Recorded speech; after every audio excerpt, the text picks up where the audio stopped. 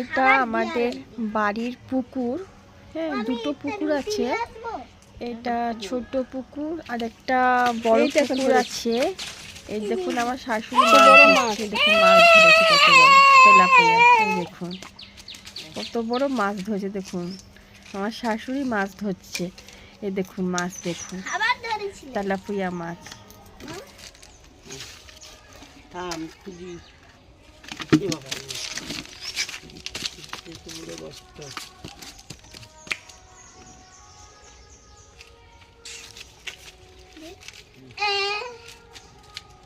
দাঁড়া